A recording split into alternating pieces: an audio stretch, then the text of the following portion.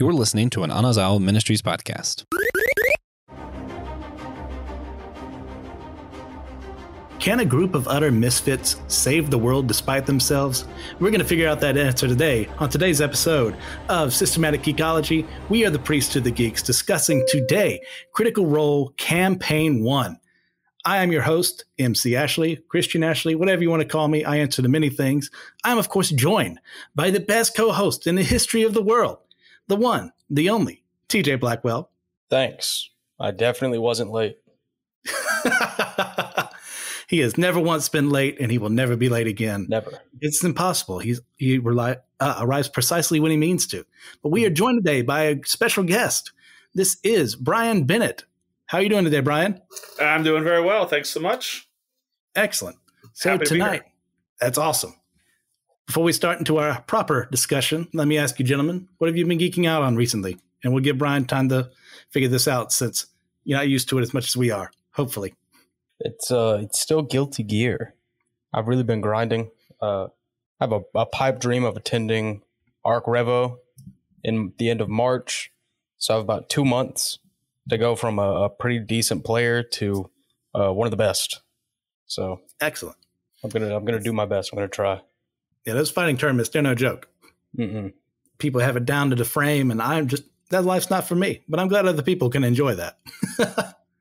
Yeah. Now, as far as on my end, I mentioned before I'm replaying The Witcher 3.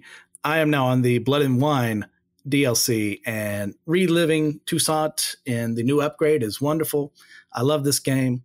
Highly recommend it to those who can get into it. It's a little janky at the start if you don't know what you're doing, but Witcher 3, definitely worth it. Brian, what about you? Oh, there's a lot. I'll just say right now, I think I'm geeking out on Bad Batch Season 2. Excellent choice. Enjoying that. Episode 5 had me scratching my head a little bit, and haven't got to episode 6 yet, but looking forward to it. So, if I was the one where they're treasure hunting, correct? Entombed, yeah. Yes. Yeah. So I like that. Yeah, I'd say 6 was good. Have you had a chance to get up on that, TJ? Last time we recorded, you hadn't. No, me and Brian are on the same length here. We are 6 just hasn't happened yet. Gotcha. Maybe when we're to all done. of our listeners, look out, because we may or may not be streaming a live stream of us watching through the Bad Batch fairly soon. So keep that on your calendars whenever that does occur. So let's move into our topic proper, and that is, of course, Critical Role Campaign 1. So let me ask everyone, what's everyone's familiarity with the show? Let's keep this constrained to the first campaign only. Right. Well, I've been around, me and my closest friends, we all play D&D, and Critical Role is what got a lot of them into it.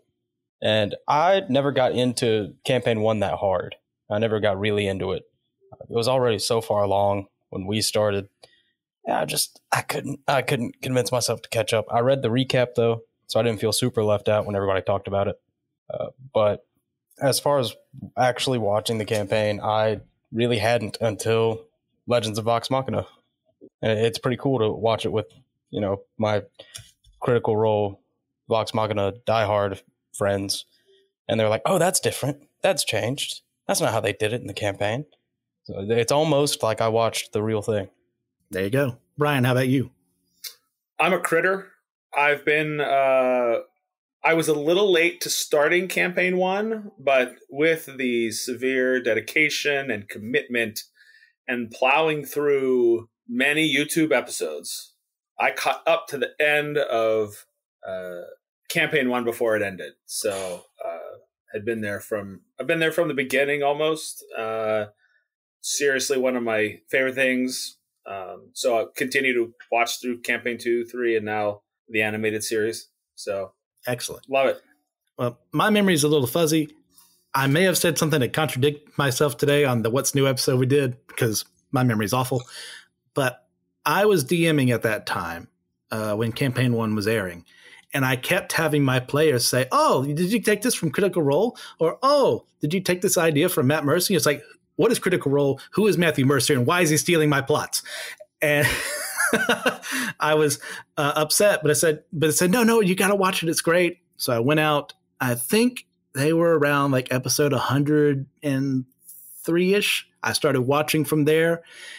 from the beginning, and I caught up a little before the finale, like right before they took their big break between campaign 1 and 2, and I was blown away. Like, and I know this is sacrilege in some communities, but in order to get that quickly, I watched it 2 times speed because I needed to get to it, and I wanted it. I needed to consume it, and I loved it. So, TJ and I did an episode not far long ago where we discussed D&D and our history with it. But I'm going to ask the question again because this is my show and I can do whatever I want right now. So has everyone here played D&D? And if so, which editions and in what roles have you been in? All right. Well, I've mostly played 5th edition as far as D&D goes. We stick to 5e. We did do the Star Wars 5e thing, which is a really cool system. They didn't change a whole lot. But for any other RPGs, we just go outside of D&D instead of 3.5. We don't play 4 off of reputation alone. But Josh with the Bad Opinions did play 4. A little fun fact. But I've been playing for years. We actually just ended our main campaign after a solid 4.5 years. That ended last month. So that was cool. But I'll DM sometimes. Usually I'm playing. But it's been pretty standard, pretty constant in my life for the past few years. Brian?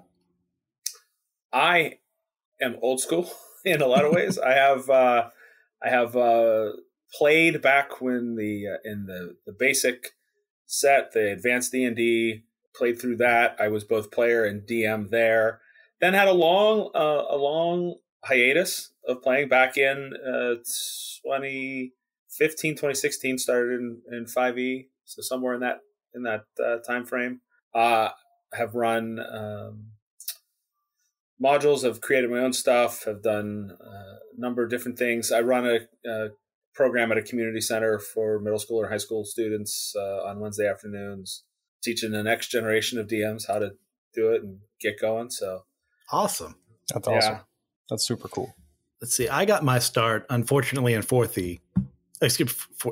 edition. And it's fine for what it is. I mean, moving from 4th to 5th edition, much better. But I enjoyed my time with it.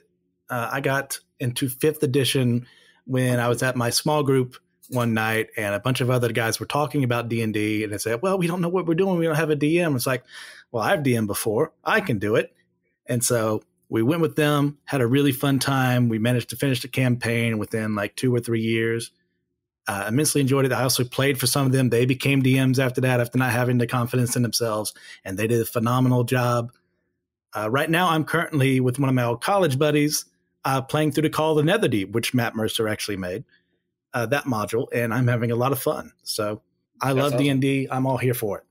Yeah, I even used it at the campus ministry. We had, for probably about 5 years or so, had a Sunday afternoon game for students to drop in and play. And it's amazing the ability for that game to help folks bond and get together and build relationships. It's a pretty great game. So I think and I think that could be where I could work on a lot of tabletop RPGs. That one's just out in the front. So yeah, it's more accessible to some people.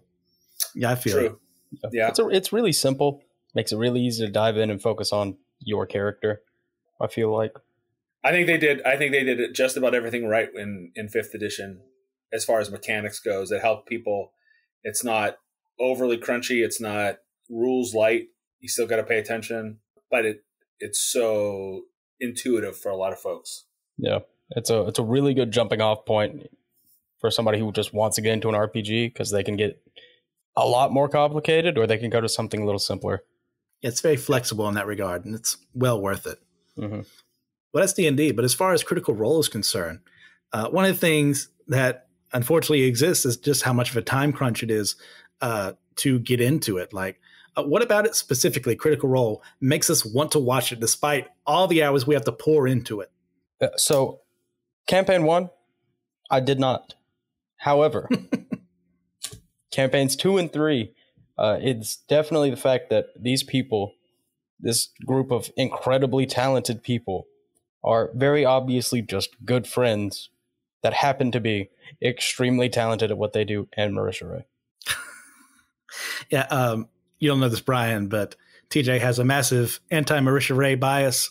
I'm kind of in the middle on her. So what's your opinion on Marisha as a player before we get into anything else?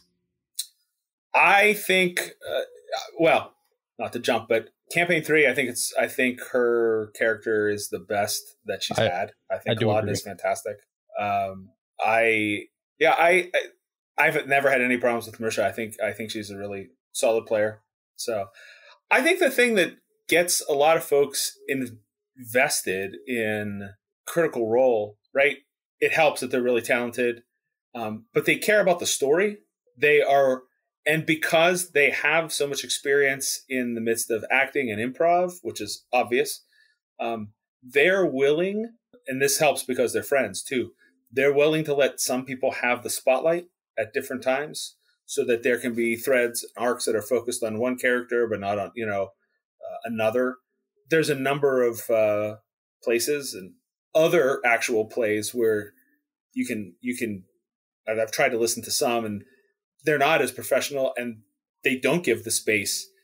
There's always people clamoring to be and sort of forcing themselves in the spotlight, and it's not helpful. Learning when to speak and when not to speak is one of the critical is the word I would use here. Things you can do in a D&D campaign. Because, we want our character to be in the spotlight, but at the end of the day, if that story moment isn't about us, it's maybe time just to, pipe down, let them have their moment in the spotlight, because you wouldn't want them interrupting you and yours. So I'd agree completely with all those. Like, it's the characters and the plot. Matt is a master wordsmith. I love the worlds that he creates, the characters he embodies. And obviously it helps a lot that they're all voice actors. They can switch to certain roles, through certain characters very easily. But actually, all that brings up one of the points I was going to make today, which is that one of the terms that was created in the aftermath of Critical Role is the Matt Mercer effect. For those who don't know, this is considered to be a phenomenon where new players, well, mostly new players, kind of expect every D&D campaign they end up going to kind of function the same way Critical Role does. So I ask you all, do you feel that this is an unfair comparison to have or a legitimate concern to bring up as a DM or even as a player? I think the Matt Mercer effect it's a real thing. I've had students, when they go to join, they were afraid about the Matt Mercer effect, not because they expected it to be that our game would be the same. They were afraid they couldn't play at the same level in the same way, right? So I've always thought about it as everybody expects the DM to be just like Matt Mercer, which isn't the case. But I think there are easy ways to get around that and work with that, with like a session 0 in it with players, so that you can set the stage first and foremost, and everybody understands from the beginning, this isn't a bunch of nerdy ass voice actors playing D&D. So yeah, it helps a lot for people to remember that trying to role play, all of Critical Role literally role plays professionally. That's their job. Yes, that's what voice acting is, and now it's their job to do it in the D&D campaign. That's also their job. They are quite literally the most professional you could be at it. So I think it's extremely unfair for people to compare themselves to the Critical Role cast just across the board. And it leads to some things. Some, people not feeling so good about themselves. But it's not their fault. Both well put with your points. I agree completely. It's like, you can't expect yourself to be Matt if you're DMing. You can't expect yourself to be Sam or Laura, what have you, when you're a character. You know what? You have to be you. And sometimes you're going to fumble. Guess what? They fumble too. But you don't always focus on that because you remember all the hyper moments that they perform. You know what? They're just people. And especially, I remember when they were doing the Between the Sheets edition on their YouTube page, Matt talked about his imposter syndrome. And that was sort of one of the things that really helped me kind of understand, because I had that moment too. It's like, I'm not as good as a DM. Like, all my ideas are terrible and no one cares about this. But like, he brings up the same thing. And this man is so successful, it's not even funny. And it was one of those moments I needed to hear that. And I really appreciate him doing that, because there are a lot of people that I'm not going to diagnose myself. I've never been diagnosed, but it kind of feels that way sometimes, the imposter syndrome. Absolutely. The feeling of, who am I to sit in this seat and run a game, right? I can't do it. Well, you know what? If there's not someone willing to step up and sit in the DM chair, nobody gets to play. So learn from it, have fun with it. As long as everybody's having fun, everybody's doing the right thing. Yeah. Yeah. At the end of the day, you're the DM. You make the rules. Go crazy with it. That's what I do. Yeah. I mean, I think at the same time it kind of applies to ministry in some respects too. It's like, who am I to be able to, lead this section or to oversee this production, or even just to be a helper in whatever needs to be done? Greeters, I know some of us have an anti-greeter bias on this podcast, and that's just fine. But like, those roles need to be fulfilled in certain areas in the church. And if I'm spending all that time, I'm not good enough, I'll never be able to do it. Well, guess what? I work with a lot of people who aren't good enough. The only reason we are ever considered to be good enough is because of Christ. Yeah. All right. Well, all that to say, that's the background for Critical Role Campaign 1. Let's actually get into the nitty gritty. And let me ask you, gentlemen, does everyone here have a favorite character they want to talk about? And of course, we have our Marisha Ray keyless section for TJ for our least favorite character. So, Brian, why don't you go ahead and tell us who your favorite is? Or if you have one. It was really hard to think about that. There's elements that I liked about all of the characters. I think, though, I think Pike comes out for me. I'm a sucker for clerics. I play a cleric. Sure, I'm a pastor. It feels cliche, but it's there were things about Pike's arc that really seemed to resonate. I thought that Ashley did a great job, sort of spiritual journey type stuff. So that was good. I liked the twins, Vex and Vax. I thought they were great. Grog and Scanlan were hilarious. So, but yeah, I'll stick with Pike. A lot of good on all of them, but yeah, I'll go with Pike. Do you have a least favorite? Yeah, no, I think everybody had moments there. I guess, no, I don't really have a least favorite. I liked the way they all gelled. I thought they were a great ensemble. And there were things I liked about every one of them. Yeah. All right, TJ. So I'm torn, honestly, between Grog and Percy. I love them both. They're both, Percy's kind of edgy. He wears it on his sleeve. You don't say. He's real open about it, which is something I tend to not like, but, I can't believe Taliesin gets it done. I forgot his name, but Taliesin does it really well. And he's written such a complex character that I really enjoy a lot. Also, he has a gun, which I think is awesome in a D&D setting. My favorite character that I played ever had a gun in a D&D setting. Just makes it feel so much more special. He's on my credit card. But Grog, kind of playing against the stereotype of big, dumb, shallow. I love watching Travis play Grog to his fullest extent. I thought his movement of, he gives a great example of how to play dumb, right? Like, just because his intelligence isn't high, he still had stuff to contribute, and it was a great way to watch people play a lower intelligence character. It was good. Yeah. I don't like Keyleth. It's great. What's that? All right, here's your soapbox. Have at it. I think, honestly, I might just not like druids. Okay. I don't know. Keyleth bothers me a lot, just on like a deep personal level. In what ways specifically? Every time she makes a decision, it just upsets me. I don't think there's a rational reason. I think I just really don't like Keyleth. Bo is fine. I'm not strictly anti-Marisha. I really didn't like Keyleth. I'm not even sure why. Yeah, I would say for Keyleth specifically, and Marisha as well, she suffered a lot from a ton of people back in the day, and even still today to some extent, who just had it out for her, and they didn't like how she played. They didn't like what she was doing with Keyleth. And some of that, I'd say, is valid criticism. Now, others of it, where the misogyny element came into it, just the vitriol they felt towards her was just astounding. It's like, you have never met this woman before. Please leave her alone.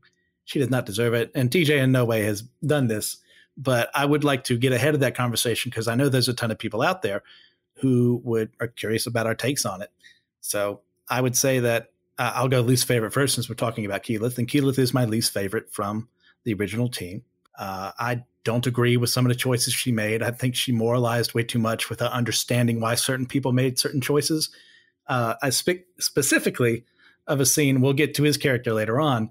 I think it was like episode 26 or something like that, where Tiberius killed someone that they were fighting, and it was an old woman. She got all uppity about this, despite the fact that she had killed a child pre-campaign at one point in time, from what I understand. So that is what it is. I think that if I may have mentioned this on the What's New episode as well, that if I found out that my leader had completed the Aramente, but she had jumped off a cliff, turned into a goldfish, and died, I don't know if I would respect that person, man or woman. So that's it. This is not, I'll make that perfectly clear. This is not a Marisha Ray, Keyleth Bash party. We don't want to be those people. But I do think there's some valid criticisms that can be made towards her character. And I do agree she worked a lot better as Bo in the second campaign. I think she was more comfortable in that role as opposed to Keyleth. And I think Keyleth was her trying out a different kind of person than she would normally play, is what I think happened. So that's what it is. Now on to my favorite. And that's Scan the Man, Scanlan. Love my Bard boy. He reminds me a lot of one of my good players I had in my first campaign. He was also playing a bard, just carefree, all over the place, having fun, making jokes, enjoying what he was doing. While at the same time, there's a lot more depth to him as time goes on, especially when he's confronted with a daughter that he never knew existed, especially when he realizes that he's not as respected as he should be among his teammates, and he leaves. And I was like, what? How could they let this happen? Why would a person let their character leave a campaign? And then he comes back as Sam comes back as Terry. Terry. And then comes back again as Scanlan. It was a very powerful arc. So love Scanlan. Anything else about our favorite characters before we want to move on? I will say the goldfish scene, I think, is just extremely funny. She just made a mistake. It happens.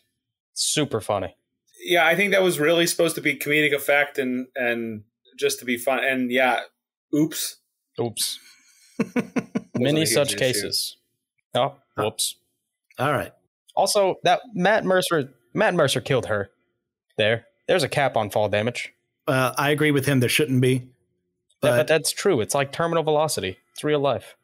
Yeah. Just in real life, we can't have higher HP than, a regular human. So we don't survive that. Don't bring mathematics into my mathematics-based game. I'll try. So let's move on to what is our favorite arc? And as well, do we have a favorite moment within this series? TJ. So I'm not sure if I have a favorite moment yet. I really do. I need to go watch the whole campaign through. But my favorite arc is probably the Briarwoods. I dig it. I love it. I love me some good edgy Percy content. And that provides that in spades. It was, I agree. I think the Briarwoods, I think they were super smart to start, not to get too far away from it, but I think they were smart to start the animated series with the Briarwood arc because it has so much gravitas there that it's really serious. There's a lot of good stuff there. But Chroma Conclave is also another equally great arc. Hard to argue with that. Yeah, I agree. Starting the series where they did with the show was a good choice. Yeah. I would say I'm biased against the Chroma Conclave purely because I think it's cheesy to have your main antagonist be a dragon in Dungeons and Dragons. But that's just me. I get it. I do love a good dragon fight every once in a while. My first big campaign, our main antagonist was Tiamat. So the hypocrisy flows. I will say the moment when Keyleth enfeebles Ryshan, that was powerful, incredible. That it's one of my favorite moments of the whole season of that campaign one. Yeah, well, using that feeble mind to get a caster down that low, that was well played. Yeah, that's what legendary resistances are supposed to be saved for. I think she had lost it at that point in time. Yeah. I think they were fighting tactically to make that happen, if I remember correctly. It's been a long time since I watched it. So it was just a big, long, drawn-out battle. There were ultimately, there were a lot of moments where if they hadn't used the legendary resistance, it would have gone bad for him too. So, oh yes, yeah. I suppose for me, my favorites would be the final arc and the Chroma Conclave. And I'm not going to say Chroma Conclave because it's been brought up before. Also because there's a little resentment from me because I was setting that up in my campaign as I was watching Critical Role 1. And I realized Matt was doing the exact same thing I was. And I said, well, I'm going to have to change everything because now that my players know I watched this, they're going to think I stole it from him. So I would say the whole final fight with Vecna, them bringing up, it's like perfect to me. Like my favorite comic book series of all time is Marvel Team Up. Not because it's the greatest storytelling ever told, but because I love to see Spider-Man, like, and even Marvel 2-in-1 or The Thing, like teaming up with another superhero to fight a supervillain. And it's a wonderful thing. And at the very end of this campaign, we get them bringing up people from all the way at the beginning to help them out with this mission. And I love it when a series does that. So as far as favorite moments go as well, I'm either going to say it's the moment where Grog is able to kill Kevdak, because I thought he was a goner for a moment there, but he managed to pull it out. And the other I would say was the counterspell at the end. It kills me still today. And for those of you who don't want to watch that episode, do watch Matthew Colville's episode on YouTube about that moment. It is so powerful just to hear him talk about it in such a way. I love it. It's such a huge character moment. Like Scanlan was saving it specifically for that wish, but he needed it to get rid of Vecna. Beautiful. Yeah. Well, great moments there too at the very end when Joe Manganiello's oh yes, paladin lops off the hand of Vecna and disappears. Oh, great stuff. It's like, what just happened? You're right. That counterspell when he was saving it for the wish, Colville's analysis of that was spot on. It was so good. So good. Absolutely. Well, now that we've talked about that peak, let's move on to something else, which is something I was thinking about as I was watching the Legend of Vox Machina, actually, which was how Matt handles resurrection within his campaigns. And I think it's one of the greatest things he does, because sometimes in 5e, in my opinion, once again, it feels like resurrection is kind of easy, especially like Revivify and stuff like that, which, you know, to a certain extent for a lower level party, it should be. But also, it feels like it should cost more. But what is it about our perception of resurrection that makes us want to believe that it's some difficult task to perform? And and especially, what do we think about resurrection in light of Jesus's resurrection, or like Lazarus, or what have you within the Bible? Yeah, we all have that thought in our heads. It's like, this is too easy. This should take at least 3 days, and you have to be the Son of God. This character is dead forever. No resurrections. You know, something like that. But we definitely stole that rule. Matt's rules for our campaign became extremely difficult to resurrect anybody. And we played another smaller campaign where it just wasn't possible at all unless you were part of the church. Wow. Okay. Brian?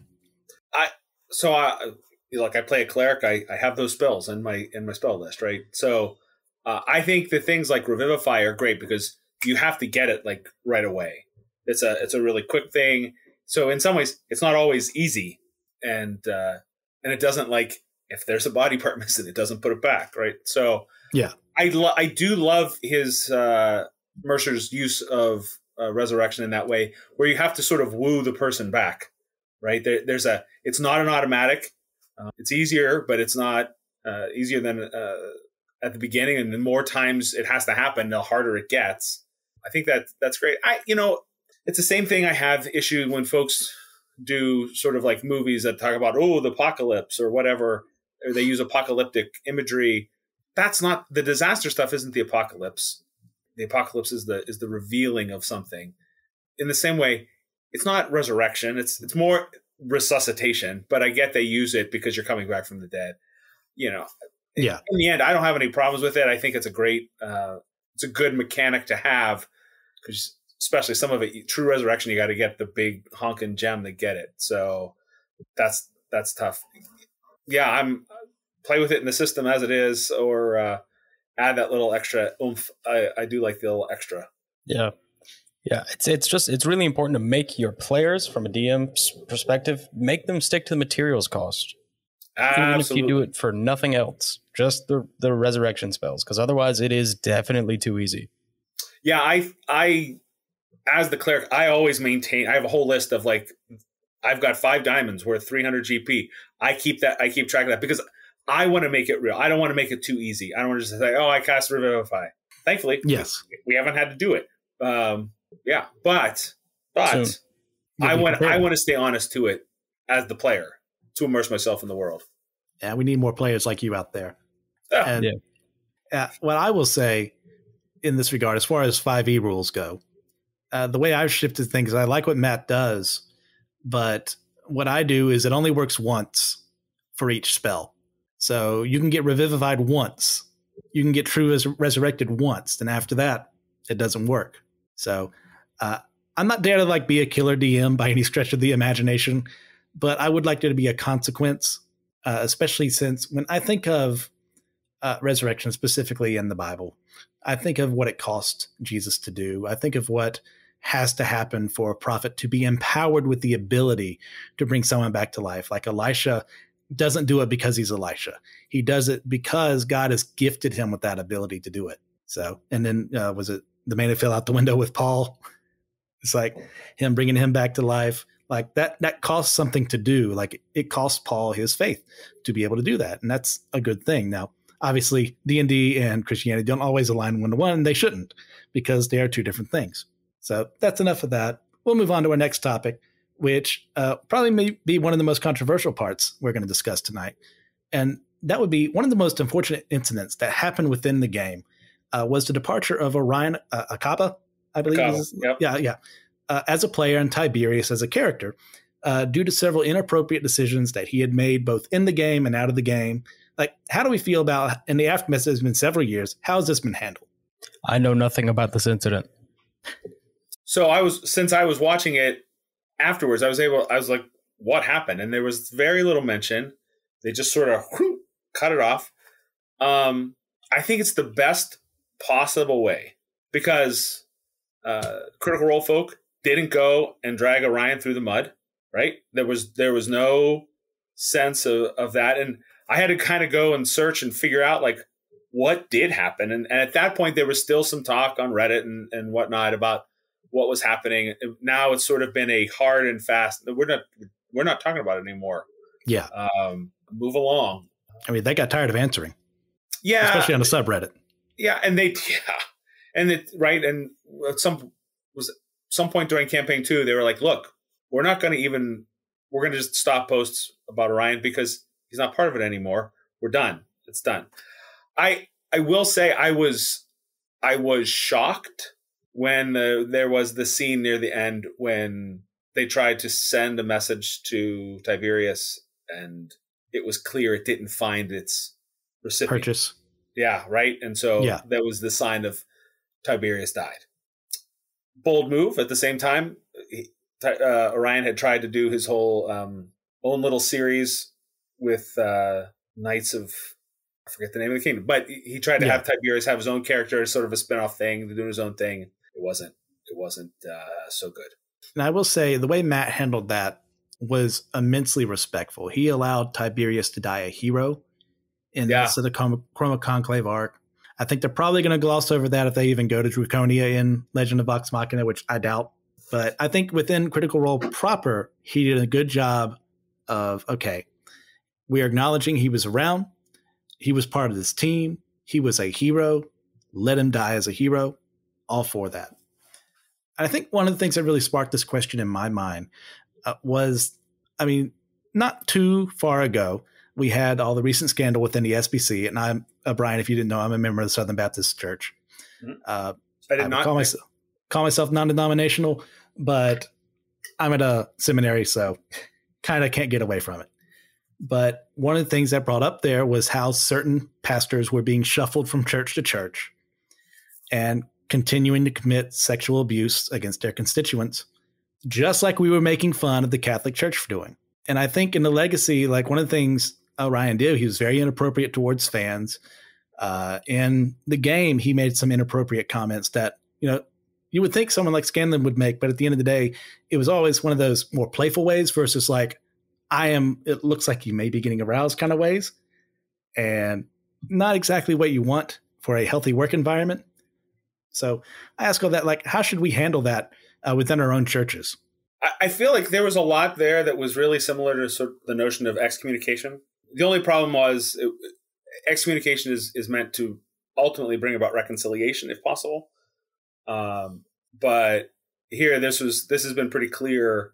There's not a whole lot of possibility for reconciliation. Yeah, I don't see a lot of repentance coming from his side of things in the same way. It's complicated, right? Because we only see anything that's sort of outward facing. We don't. Yes, that is very true. That's the tough part. We don't know what's going on behind the scenes, but I also feel like some of the decisions he made caused a lot of hurt, we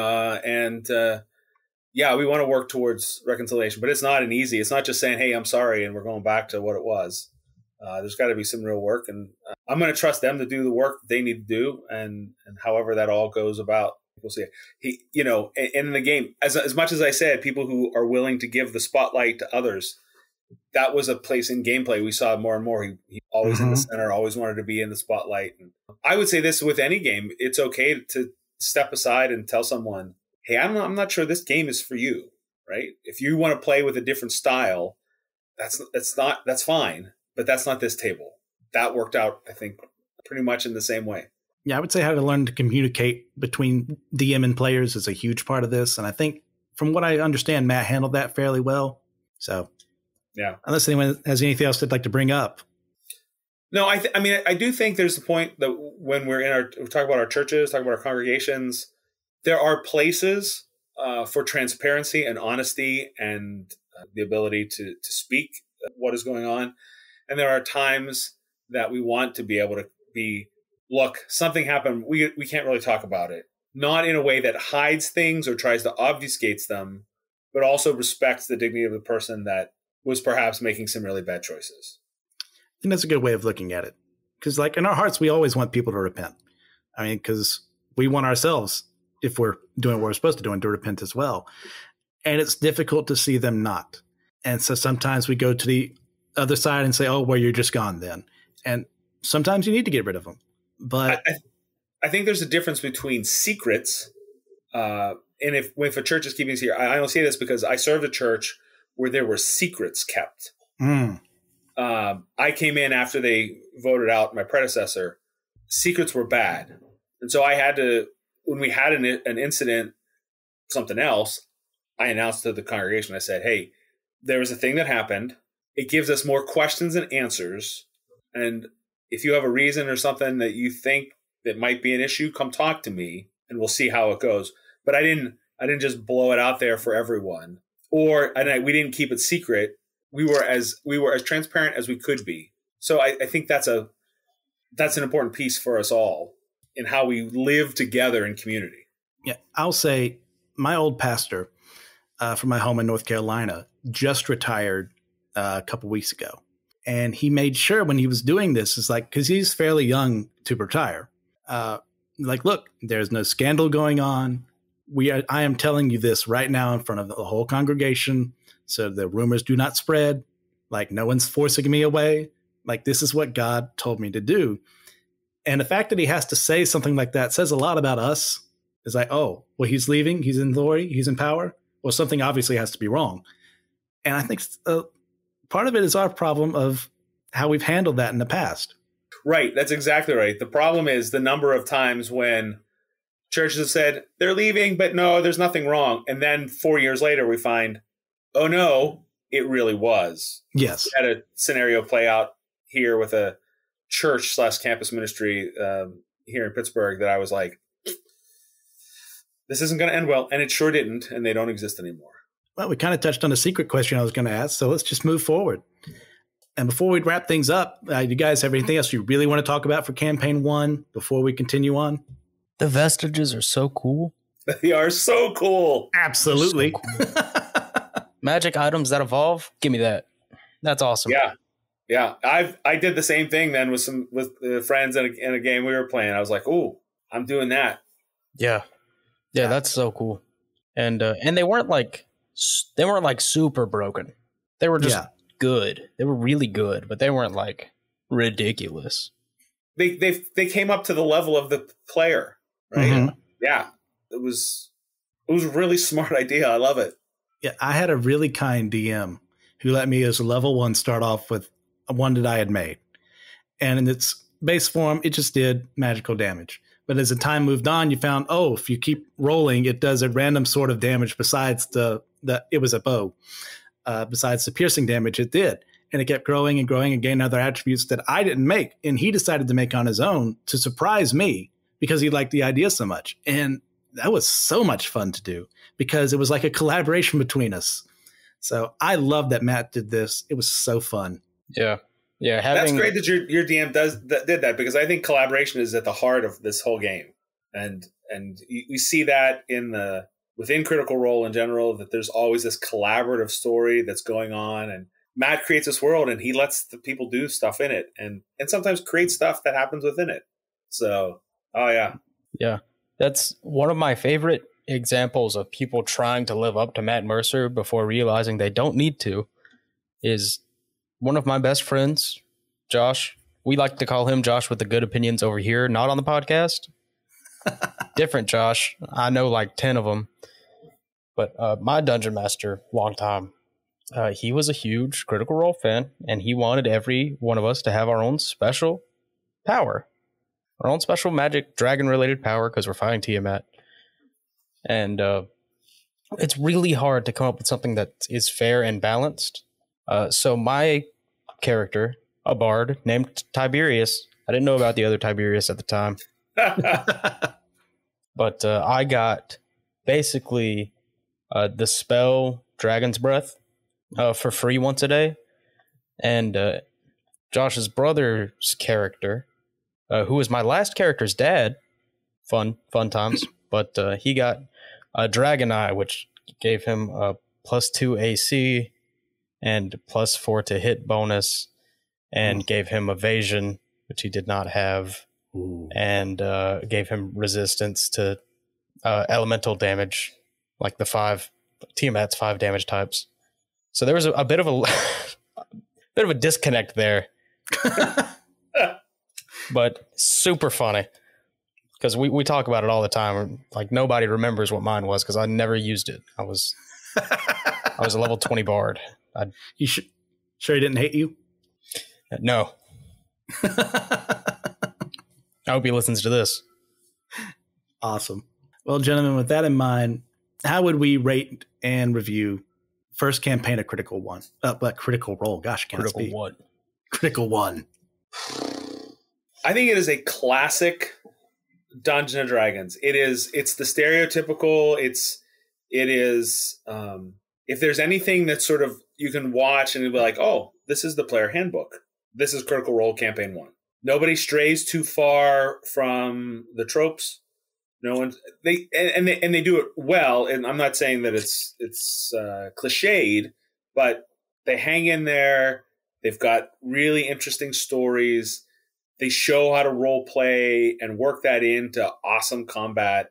So rate it out of 5 stars. I'm giving it 5.5. I really do like it. And they've only built on that as they went. So it is one of the things that has helped catapult Dungeons and Dragons into the mainstream.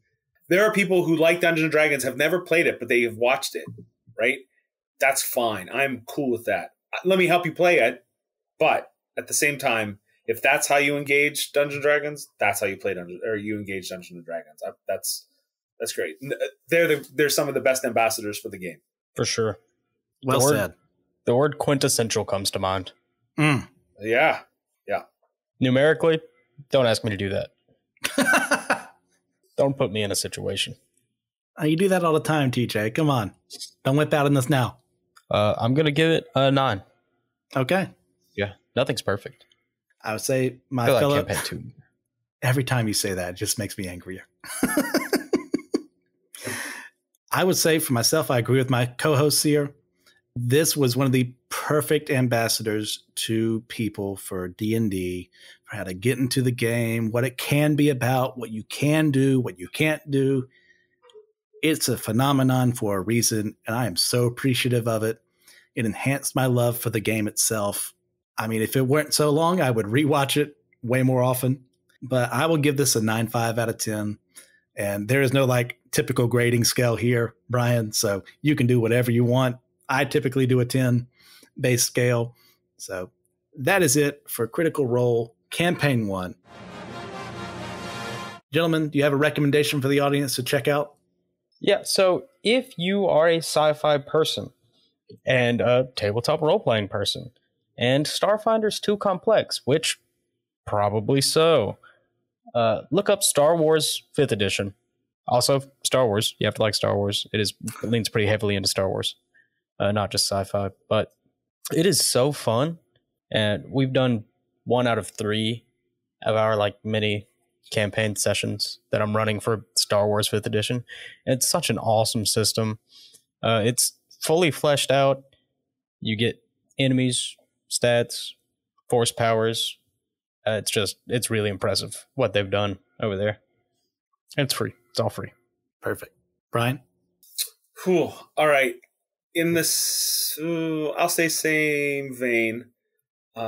If you like Critical Role or want to think about something else, there's an actual play stream that goes on from the UK called High Rollers.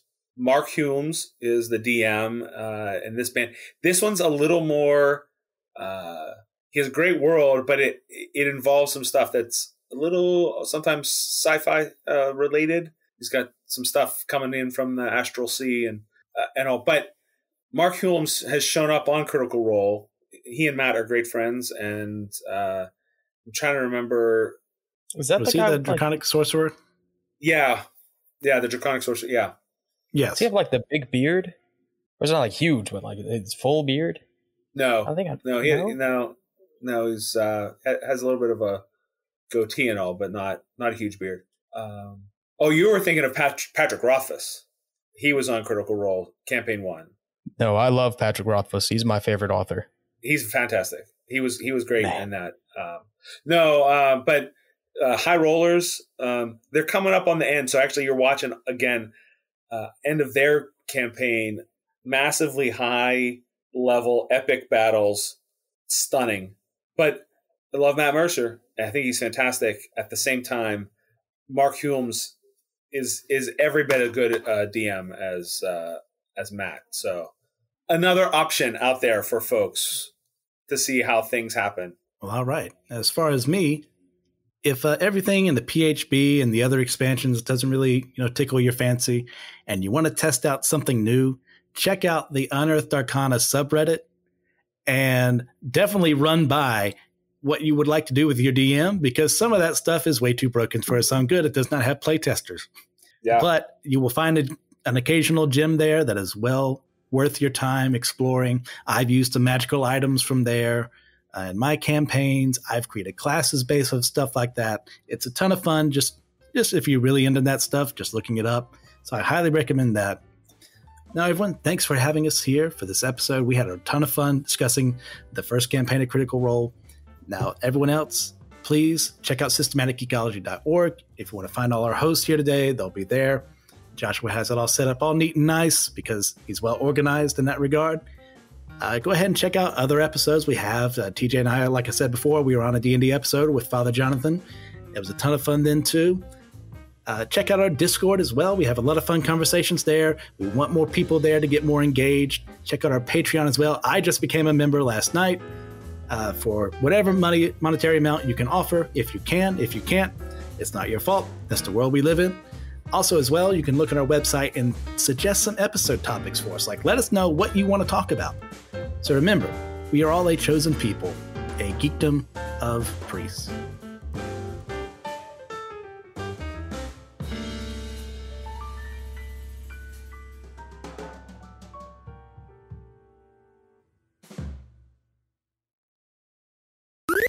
This was an Anazao Ministries podcast. If you enjoyed this show and would like to learn more about our network, be sure to check out the Anazao Ministries podcast network.